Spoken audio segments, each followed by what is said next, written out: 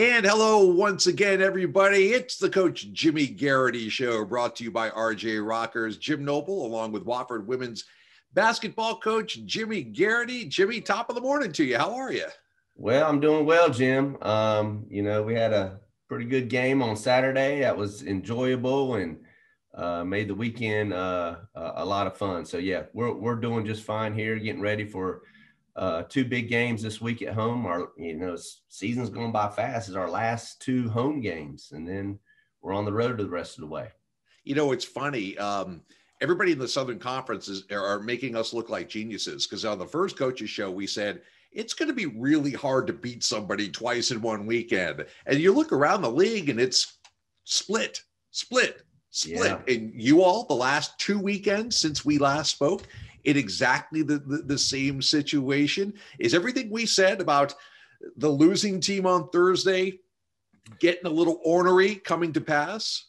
Yeah, and you make a few minor adjustments, and maybe there's a little bit of human aspect in that, because there's been some big wins on Thursday nights, like, 20 plus points. Mm-hmm. And then your next game with the same opponent, now maybe you do win, but, it's a close game. So either that or it's been, back and forth, and you win one, lose one. But it's been very challenging. It is hard to beat somebody twice in a row. So hopefully we can change that here this Thursday and Saturday. Well, you mentioned the big win Saturday against Chattanooga, so we'll begin with that. That's a storied program. That's a tough place to play. I don't care if the barn's empty or not. That's it's a 10,000 seat arena where the sound just seems to echo all over the place. And you go up there Thursday, you're down early. You play a great third quarter. And then they turn it on in the fourth. I know Jackie Carmen had a big game, but you didn't have that balance that you like to have across scoring. Kind of take me from Thursday post game into the preparation process for the next game on Saturday. Well, yeah, for Thursday, Jackie did make some shots, and thank goodness she did. But we just made too many mistakes. We made our turnovers that really hurt us were the live ball turnovers that led to fast break uncontested layups. And there was probably 8 points of those. And then there's some other things that they do that we just didn't guard it like we were supposed to. And they make you pay for it. They have really good players. They don't do a lot of complicated things, but they space you out. They can score on the outside. They got really good players on the inside. They got good drivers. And then their length on the defensive end is tough. So they were switching everything out so their guards can guard our post players, because really, honestly, they're the same height. Mm-hmm. So we made some adjustments, and it wasn't so much our adjustments on the defensive end. We just took what we were supposed to do and really emphasized it more on that Friday and walked through on Saturday, that we just need to guard these things better. And if we can cut down on our live ball turnovers that lead to easy baskets for them, we're going to be all right. Offensively, we did a couple of things, minor adjustments that I think really paid dividends for us on Saturday.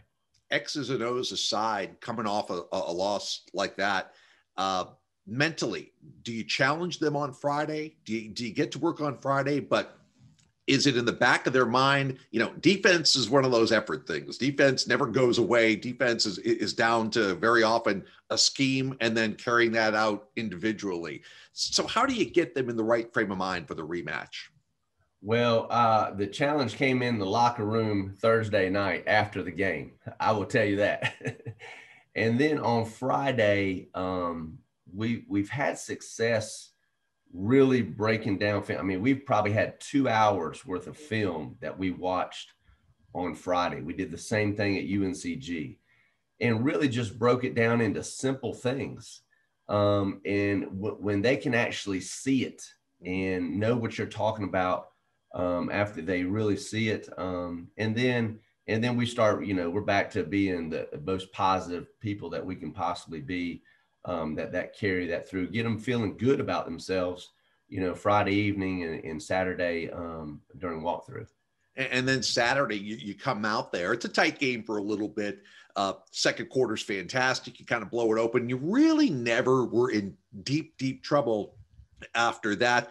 I thought the rebounding, I thought the points in the paint, you got back to Wofford Terrier basketball, especially from that second quarter on. Yeah, we won pretty much all those categories: points in the paint, points off turnovers, second chance points, getting to the free throw line. We lost the rebounding battle on Thursday, but then we picked it right back up on Saturday. We had double-digit offensive rebounds that led to second chance points, and we scored the ball. We shared it a lot better. So we had 12 assists to, I think, 9 turnovers. And the day before, Thursday, we turned it over 16 times, and all those other categories, Chat won them on Thursday night. But we rebounded well on Saturday, and really, I thought defensively, we guarded fantastic. We made about 3 or 4 mistakes, but over the course of a game, that was pretty good. I'm really happy with it. Yeah, and you mentioned the balance. I love that with Jamari McDavid with 16, Lily Haddon 13, but everybody else, like you said, kind of chipping in. It's funny. You look at the season stats. It was so cool to have all I think all 4 of your 5 starters all within a point of each other. Now, The problem is Jackie just threw that out of whack with that 24-point game, but still, you got 4 starters averaging over 9 points a game. That is hard for an opposing team to game plan, because you do it the same way. Coaches love to say, let's take away their top option and then go from there. Yeah, so we have been fairly balanced. And the Thursday night, thank goodness Jackie was shooting lights out, or else it could have been worse than the score indicated. But I thought Jamari just had a heck of a game. Just her effort, her second chance points and rebounding. I thought Lily was really good. I don't know that Saturday, I have to look back at the box score, but I don't think anybody took double-digit shots. So we were pretty efficient, and we shot for the game, I think, right at 45%, which we haven't done that too many times this year. So that was really, really helpful. So the split at Chattanooga, you're 6-3 in the conference, 10-6 overall. Let's briefly go back, since it's been a couple of weeks since we last met, about the couple of games at Greensboro. Both tight games, both could have gone either way, especially Saturday. Y'all trailed at halftime and fought back. That resiliency, gosh, I think I've used that word about 50 times this year between the men's and the women's programs. The ability to refocus after that loss. We saw it in Chattanooga. We also saw it in Greensboro that Saturday game. Yeah, we did. So Greensboro is a tough team. They guard really, really well. And they press you, and then they come back. They'll do some zone. They play some man, kind of half and half. But you got to make shots, and they make shots difficult. I thought the biggest difference in Saturday's game is the way we rebounded. We were relentless on the glass. And of course, that led to us getting to the free throw line or us getting second chance points. That was, to me, the biggest difference between Thursday and Saturday. 6-3 in the conference. I'm going to quote a famous Bill Parcells line when I used to cover the NFL. You are what you are. Do you believe 6-3 is a good reflection of how well the team has played thus far in conference play? Yeah, honestly, I do. You look back, of course, 2020 vision is perfect, right? You look back and you think, God, we just would have done it. If we just would have, you'd be sitting a lot different. But it can obviously go the same way on the wins. So I feel good about it. We've got a tough stretch coming up now. 2 of the top 2 teams, and then we finished with Furman on the road. So they're really, really important, and they are going to be extremely tough for us to win. We are going to get to that when we come back. Crunch time in the SoCon basketball wars. We will talk about the next couple of weeks for the Wofford Terrier women's basketball team as the Jimmy Garrity Show continues, brought to you by RJ Rogers. Wofford takes down Carolina, and the Furman Paladins have defeated the defending. The the underdog, the long shot, the nobody from nowhere, never gonna happen in your dreams, kid. 100 to 1 shot. We know something about that. We're with you every step of the way.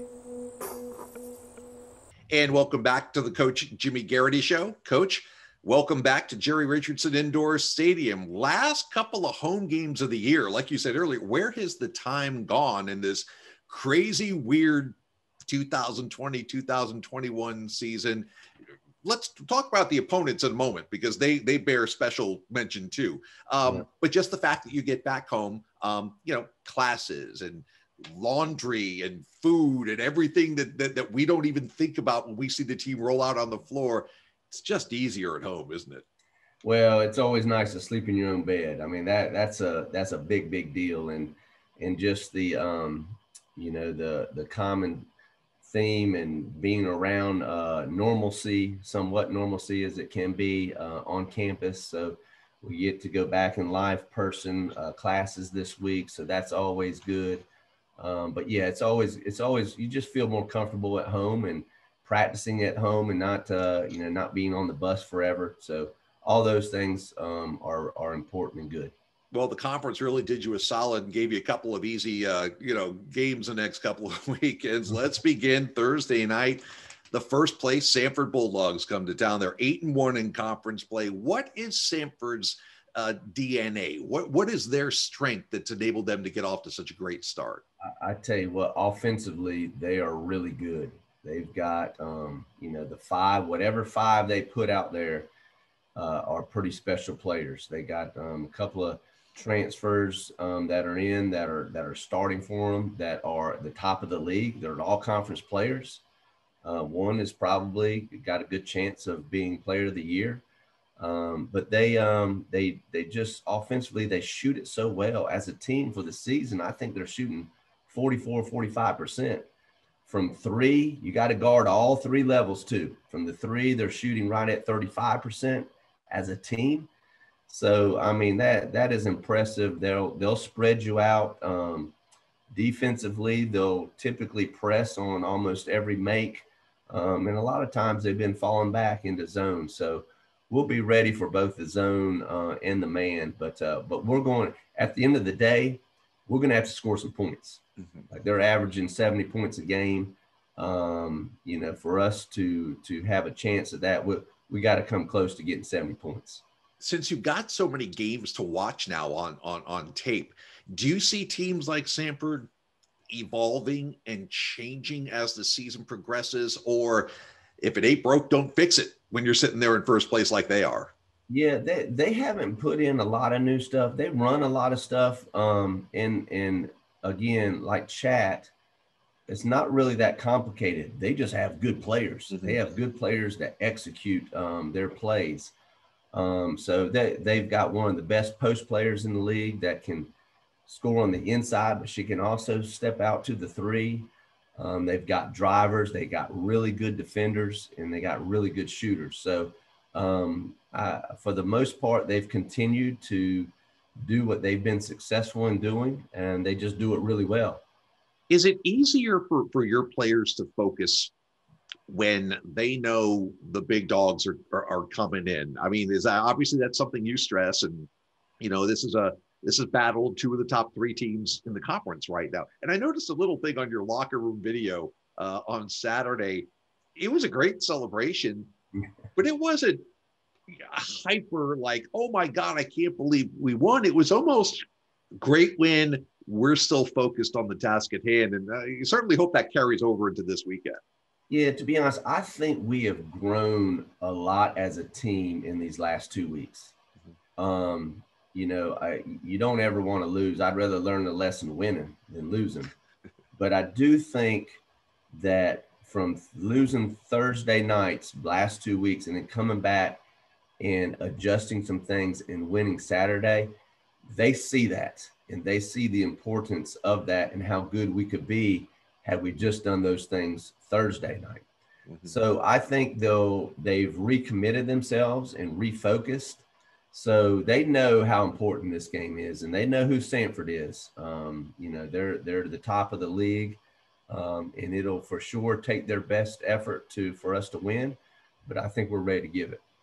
So last couple of home games, Thursday, 7 p.m., Saturday, 2 p.m., obviously available on ESPN Plus if you can't make it down. And I know we've made some changes to the attendance policy.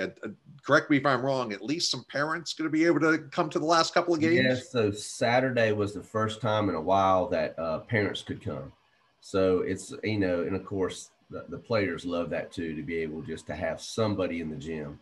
So it was great that that they were able to come, and they'll still be, you know, be able to come Thursday and Saturday as well too. So Saturday will be Jamarty's last night, senior night. So it's gone by fast. But yes, she's our lone senior. So we're looking forward to hopefully send her out the right way. Yeah, she played this pretty well. She gets the whole spotlight to herself. I remember I've been at senior nights where I've seen 5 people walk out, but yeah, that's right. Just with her last game at home, just expand upon that a bit about what she's meant to the program. Well, I just think of day one when she got here and who she was, and to see her growth as a basketball player, but not just a basketball player, more importantly, as a person and as a teammate. And just to see her, you know, she's one of those ones that just have a special place in my heart. And I'm really excited about her future. As excited I am for her to play on Saturday for her senior night, I'm even more excited for her to watch her growth and where she is, you know, 3, 5, 10 years from now. All right, so senior night, I'm up on Saturday, and a quick look ahead to the next weekend. You get to go on the road down to Macon, second place Mercer. It gets so much easier. They were a team that were conference champions a couple of years ago and kind of had a down year last year. It appears they're back with a vengeance this time around. Well, they're, again, like Samford, Mercer has really good players, and they are athletic, they're tough, they guard hard. They're just a really tough out. They do everything well. So, you know, for us, we got to be clicking. We got to be able to guard their stuff because they run some really good things. And at the end of the day, they've got players that really just make plays. So, you know, for us, we're going to have to score the ball as well down there. And that's been a tough place for us to play. Last year we had a chance. I think we missed a layup there in the closing seconds that would have sent it to overtime. But we played fairly well last year. Hopefully we have a little bit of confidence from that. Is it too soon, Jimmy, to start thinking about Asheville, the conference tournament that right now is scheduled to go on? Maybe for the players, you don't want them thinking about it at all. But for the coaches, does it creep into your mind about possible seeding, possible matchups, things like that? Yeah, I wish I could say it doesn't, but it does. We've been looking at those standings to kind of see, you know, what can shake out. But there is a lot left to be played, and these next 3 weeks will determine. There could be a big shift, or it could stay about the same. We'll see. Yeah, there's a certain team that wears purple that's looming down the road too that y'all handled pretty well the first time around that will be probably ready for that season finale, but we'll have another show before then to talk about that. When we come back for the final segment of the Jimmy Garrity Show, a look inside Terrier recruiting, how it used to be, how it is now in this weird world we live in, that is coming up next.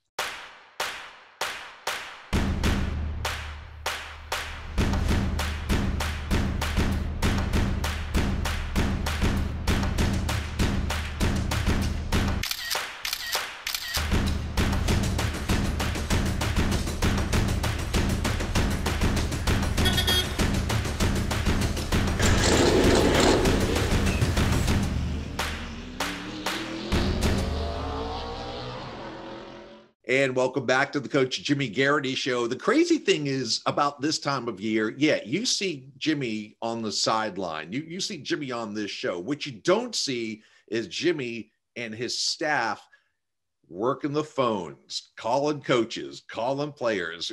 Recruiting is an entity unto itself, Jimmy. And you've got some pretty star-studded recruits having signed in the fall that'll be joining Wofford. Tell us a little bit about the guards coming in. Reagan Rapert out of Missouri and Sydney Raquetto out of Tennessee.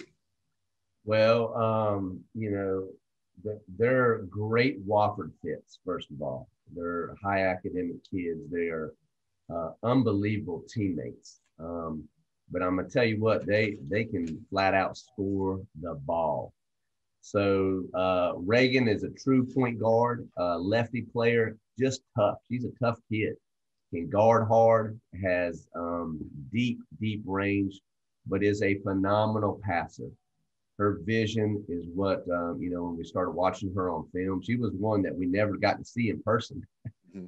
So we kind of found out about her a little bit late and watched a ton of film on her. And then, of course, the phone calls with her, you just, over the course of, a month or two with phone calls, you just know she's a special fit for us and getting to know her family too.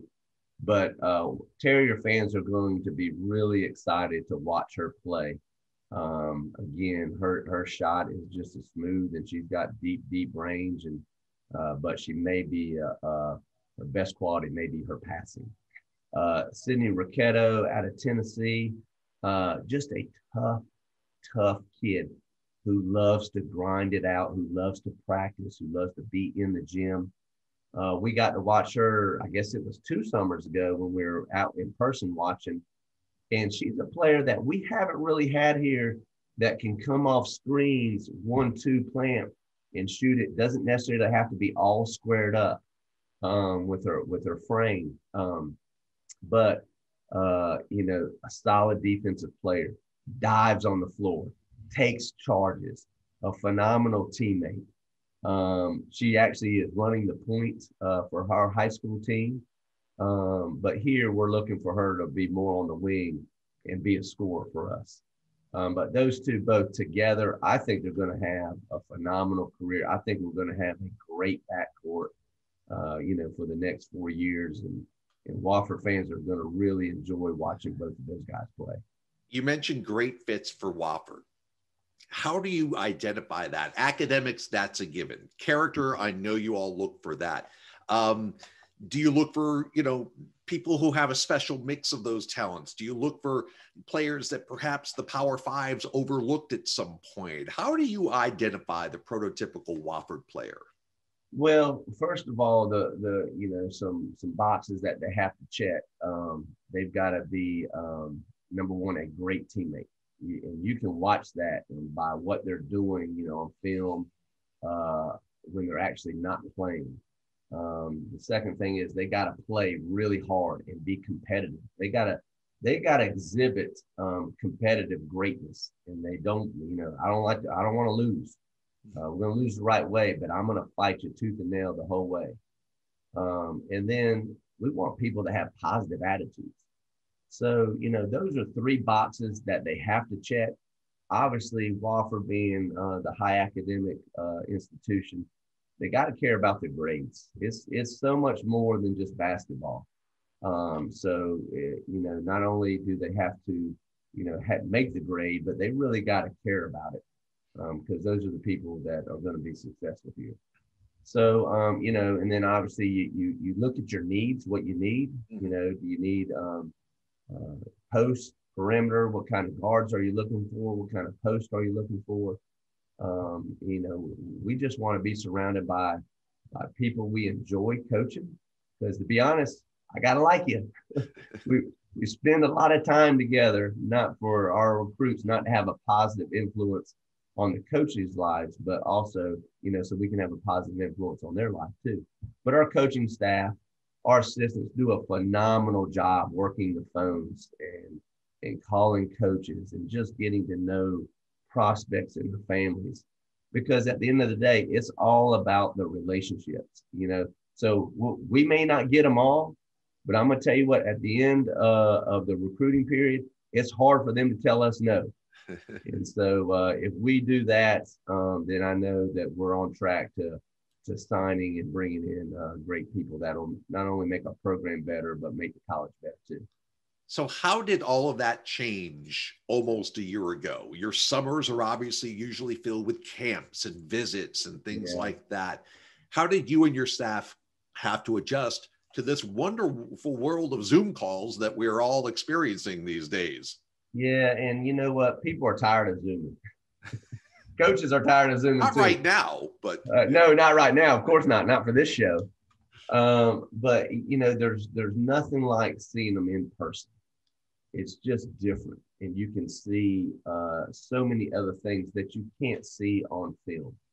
But all that has changed, and but it's changed for everybody. It's not just Wofford, so everybody is in the same boat. We just want to do what everybody else has to do, and we try to do it our own unique way and maybe a little bit better. Does video tell the whole story? Yeah. Or and look, we hope things return to normal sooner rather than later. We hope we're not having this conversation when we start next year's shows.